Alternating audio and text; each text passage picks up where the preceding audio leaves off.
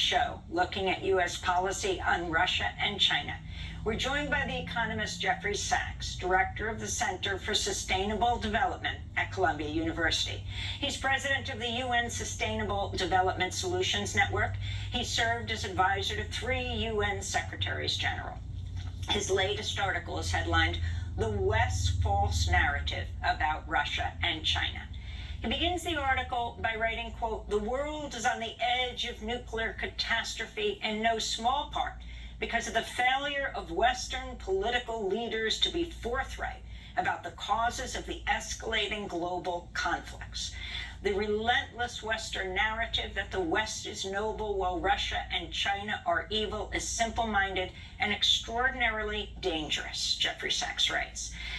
Jeffrey Sachs, welcome to Democracy Now! Why don't you take it from there? Good to be with you.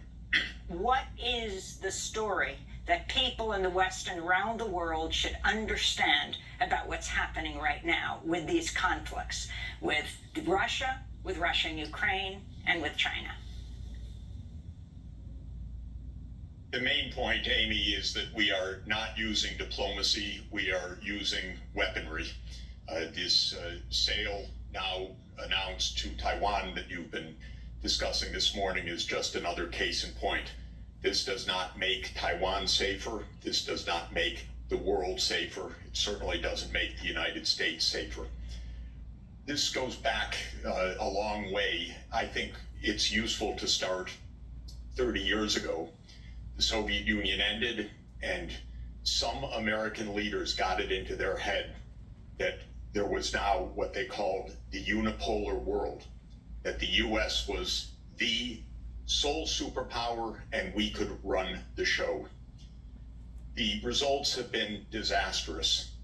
We have had now 3 decades of militarization of American foreign policy. A new database that Tufts is maintaining has just shown that there have been more than 100 military interventions by the United States since 1991. It's really unbelievable. And I have seen in my own experience over the last 30 years, working extensively in Russia, in Central Europe, in China, and in other parts of the world, how the U.S. approach is a military first and often a military only approach. We arm who we want. We call for NATO enlargement no matter what other countries say may be harmful to their security interests. We brush aside anyone else's security interests, and when they complain, we ship more armaments to our allies in that region. We go to war when we want, where we want, whether it was Afghanistan or Iraq or the covert war against Assad in Syria, which is even today not properly understood by the American people, or the war in Libya. And we say, we're peace-loving. What's wrong with Russia and China? They are so warlike. They're out to undermine the world. And we end up in terrible confrontations. The war in Ukraine, just to finish the introductory view, could have been avoided and should have been avoided through diplomacy. What President Putin of Russia was saying for years was, do not expand NATO into the Black Sea, not to Ukraine, much less to Georgia, which if people look on the map, straight across to the eastern edge of the Black Sea. Russia said, this will surround us, this will jeopardize our security, let us have diplomacy. The United States rejected all diplomacy. I tried to contact the White House at the end of 2021. In fact, I did contact the White House and said, there will be war unless the U.S. enters diplomatic talks with President Putin over this question of NATO enlargement. I was told the U.S. will never do that. That is off the table. And it was off the table. Now we have a war that's extraordinarily dangerous, and we are taking exactly the same tactics in East Asia that led to the war in Ukraine. We're organizing alliances, building up weaponry, trash talking China, having Speaker Pelosi fly to Taiwan when the Chinese government said, please lower the temperature, lower the tensions. We say, no, we do what we want, and now send more arms. This is a recipe for yet another war. And to my mind, it's terrifying. We are at the 60th anniversary of the Cuban Missile Crisis, which I've studied all my life, and I've written a book about the aftermath. We are driving to the precipice, and we are filled with our enthusiasm as we do so, and it's just unaccountably dangerous and wrong-headed, the whole approach of U.S. foreign policy, and it's bipartisan. Jeffrey Sachs, I wanted to ask you, one of the things that you mentioned in a recent article that was published in Consortium News was this insistence of the United States, dragging Europe along as well, in maintaining hegemony throughout the world at a time when the economic power of the West is declining. You mentioned, for instance, that the BRICS nations, Brazil, Russia, India, China, and South Africa, represent more than 40% of the world's population and have a greater GDP than the G7 nations, yet their interests and their concerns are pretty much dismissed, or in the case, obviously, of Russia and China, portrayed to the American people as the aggressors, as the authoritarians, as the ones that are creating turmoil in the world. I'm wondering if you could expand on that. Yeah, absolutely, and directing us to that is extremely important. The disproportionate power of the Western world, and especially the Anglo-Saxon world, which started with the British Empire and now the United States, is about 250 years old, so a short period in world history. It happened for a lot of very interesting reasons that the Industrial Revolution came to England first. The steam engine was invented there. That's probably the single most important invention of modern history. Britain became militarily dominant in the 19th century, like the United States was in the second half of the 20th century. Britain ran the show. Britain had the empire on which the sun never set.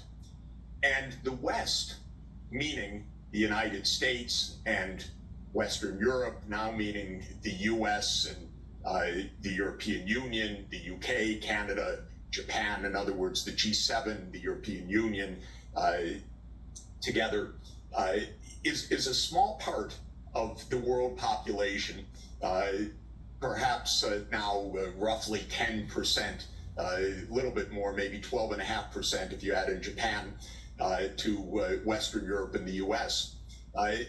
But the mindset is we run the world. And that was the way it was for 200 years in this industrial age. But times have changed. And really, since the 1950s, the rest of the world, when it gained independence from European imperialism, started to educate its populations, started to adopt and adapt and innovate technologies. And lo and behold, a small sliver of the world really didn't run the world or didn't have a monopoly on wisdom or knowledge or science or technology. And this is wonderful. The knowledge and possibility of decent lives is spreading throughout the whole world. But in the United States, there's a resentment to this, a deep resentment. I think there's also a tremendous historical ignorance because I think a lot of U.S. leaders have no clue as to modern history, but they resent China's rise. That is an affront to the United States. How dare China rise? This is our world. This is our century. And so starting around 2014, I saw step by step, I watched it with intense detail because it's my daily activity, how the United States recast China not as a country that was recovering from a century and a half of great difficulty, but rather as an enemy. And we consciously, as a matter of American foreign policy, started to say we need to contain China. China's rise is no longer in our interest, as if the United States is to determine whether China is prosperous or not. But the Chinese are not naive. In fact, they're extraordinarily sophisticated. They watched all of this exactly the same way that I did. I know the authors of the U.S. texts. They are my colleagues at Harvard or other places. I was shocked when this kind of containment idea started to be applied. But the basic point is the West has led the world for a brief period, 250 years, but feel that's our right.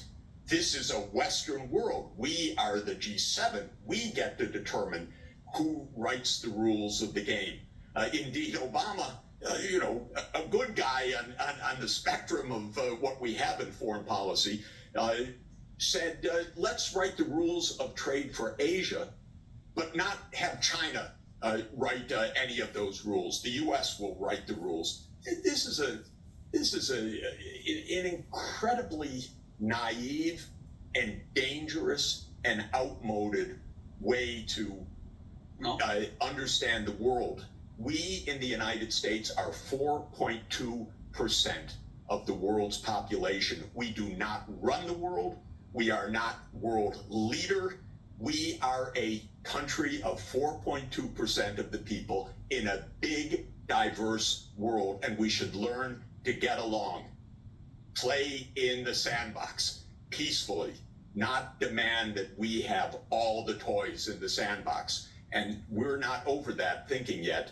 And unfortunately, it's both political parties. It's what motivates Speaker Pelosi to go to Taiwan in the middle of all of this, as if she really had to go to stir up the tensions. But it's the mindset that the U.S. is in charge.